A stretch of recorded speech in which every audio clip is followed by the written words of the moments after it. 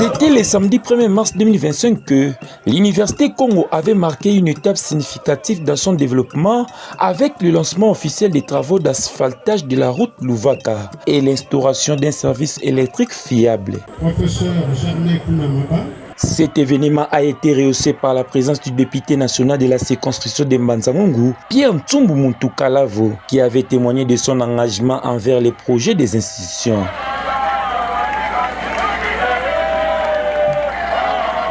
L'administrateur du territoire, Willy Makumbani, avait ouvert la cérémonie par un discours de bienvenue, accueillant tous les participants et soulignant l'importance de cette initiative pour la communauté universitaire. Il a mis en lumière l'impact direct de ces projets sur la sécurité et le bien-être des étudiants.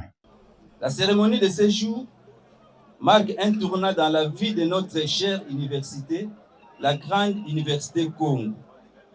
Grande dans toutes ses dimensions, dimension spatiale, par ses sites universitaires, dimension intellectuelle, par le niveau et la qualité de la formation donnée aux étudiants, dimension de sa renommée qui n'a pas besoin d'être démontrée, sans oublier son socio-professionnel dans la communauté Congo. Le recteur Germain Kounamaba avait également pris la parole, rappelant que la décision d'entreprendre ces travaux a été motivée par les tragiques événements des récents décès de deux étudiantes le 6 juillet 2024. À 10h24, curieusement, alors que j'étais assis dans mon bureau, je recevrai un message de fracas qui va bouleverser nos premiers mois à la tête de l'université. Une nouvelle tragique. Deux étudiantes qui sortaient tout bonnement des salles après avoir passé leurs examens. Ces deux étudiantes dont la vie a été fauchée à la suite d'un accident tragique. J'ai encore farci dans ma mémoire le film de dernier moment de ces deux étudiantes. C'était dans la salle d'urgence de l'hôpital Nsonankou. Quelques heures plus tard, ces deux étudiantes trépassées rejoignaient l'au-delà, à fleur de l'âge. La première n'avait que 20 ans, la seconde 21 ans. Il avait exprimé sa compassion et son désir de prévenir de telles tragédies à l'avenir en accentuant l'importance d'un accès sécurisé au campus. L'état de la route était l'une des principales causes de leur décès. Ces jours-là, j'avais décidé de tout mettre en œuvre pour que cette route soit asphaltée. Je suis allé jusqu'à saisir le président de la République, son Excellence Félix Antoine Tshisekedi. Dans son intervention, les recteurs avaient détaillé les étapes nécessaires à la réhabilitation de la route et avaient aussi présenté les mesures qui seront mises en place pour garantir un suivi optimal des travaux. La réhabilitation de cette route, son asphaltage, qui sera en premier lieu lancé aujourd'hui, se poursuivra avec les efforts de l'université. Un simple calcul. 1 mètre carré de route nécessite juste un sac de ciment. La route, c'est à peu près 800 mètres. Si nous prenons toutes les dépendances, ça nous donne 1300 mètres. Et sur une largeur de 6 mètres. Si vous faites le calcul, avec à peu près 800 000 $, cette route peut être détournée. Le ministre de l'économie nationale et président du conseil d'administration de l'Université Congo, l'excellence Daniel Mukoko Samba, avait exprimé sa gratitude envers les gouverneurs de la province du Congo central, excellence Grace Bilolo, pour avoir choisi une entreprise de construction locale, soulignant ainsi l'importance de soutenir l'économie locale et de promouvoir l'emploi dans la province. Je me réjouis de voir qu'il y a dans la province des entreprises de construction capables d'exécuter des travaux.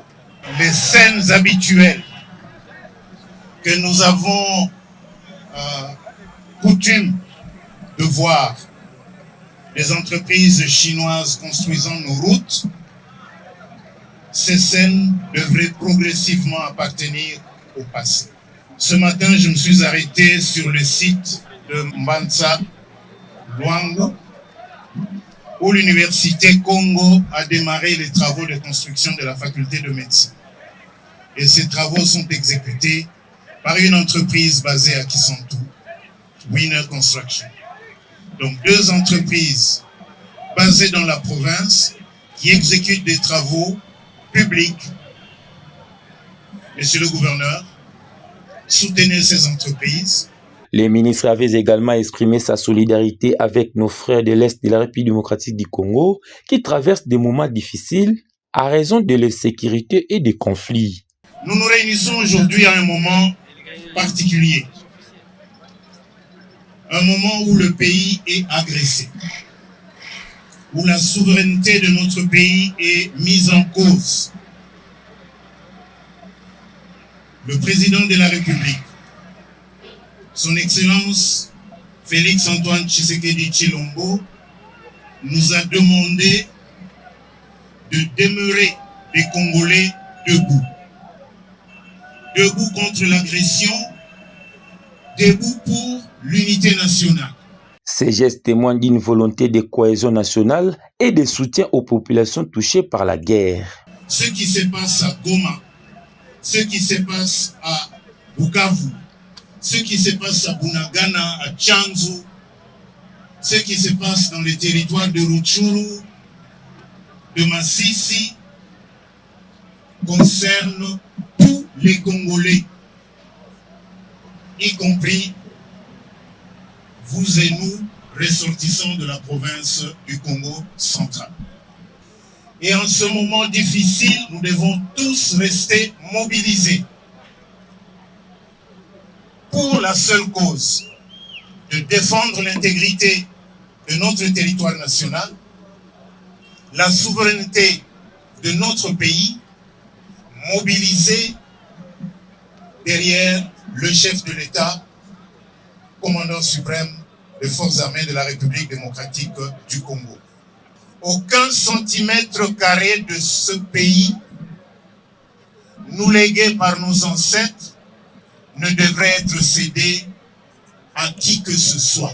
En remerciant les ayants droit de Mbanza Luvaka, il a affirmé l'importance de leur rôle dans ces projets qui visent à améliorer les infrastructures routières et à faciliter le développement économique. Je voudrais rendre hommage aux ayants droit coutumiers de Mbanza Luvaka qui avaient gracieusement cédé cette terre à l'Université Congo. Ce geste en soi est un geste louable. C'est l'expression de la foi en l'avenir. Que l'avenir du Congo, comme l'avait dit le prophète Simon Kimbangu, que l'avenir du Congo réside dans les mains de ses enfants qui doivent apprendre les sciences et les technologies pour construire ce pays. Ils ont symbolisé fierté d'aller à Mbazangou, comme la ville. Ngaï même bientôt Ngaï, la banni déjà réhabilitation. Il y a ville en Ngaï. Deuxièmement, Nazaro Tonga, homme yaba étudiant. La Katia Luvaka passé dans Robin na Luvaka. Si le recteur nous permet tout ça, les Japonais bien que les étudiants vont faire de loin que les faire voilà. Mais il y a tout ça les fort ensemble. S'il y a d'autres gens qui peuvent faire, Bissot Productés déjà, on fait ce que je vous ai dit. Il y a une permanence de hommes de construire. Deuxièmement, on va faire un magasin pour les étudiants qui vont à Timazangou. Voilà, c'est ça. Si les autres peuvent venir prendre des magasins qu'on va construire, qu'ils viennent. C'est ça la fierté. Tu commences à dire, tout ça qu'on élargit ville à Mbazangou, cité à Mbazangou, on peut dire. C'est ça qu'on est en train de faire. Et on doit épauler aussi ICA. Parce que ces étudiants, c'est eux qui vont nous remplacer demain. Voilà, c'est ça. Donc on est derrière eux et eux aussi quand ils viendront vont faire mieux que nous. C'est ça. Parce que nos parents ont pu faire que ICA soit là et nous on doit faire que la continuité de ICA doit continuer. Après la cérémonie coutumière, le gouverneur de la province avait officiellement lancé les travaux, marquant ainsi le début d'une nouvelle ère pour la route Louvaka, qui, une fois asphaltée, contribuera à un meilleur accès aux services et au développement de la province du Congo central. Nonobstant le fait que l'université relève de la compétence du pouvoir central, selon la Constitution à son article 202, alinéa 22, je ne trouve aucun inconvénient que le gouvernement provincial que je dirige ait un regard attentif sur les institutions supérieures et universitaires qui fonctionnent dans la province, surtout qu'en ma qualité de gouverneur et représentant du chef de l'État et le pouvoir central. Pour cela, le gouvernement provincial remet aujourd'hui un lot important de ciment de 500 sacs à l'université Congo pour continuer les travaux.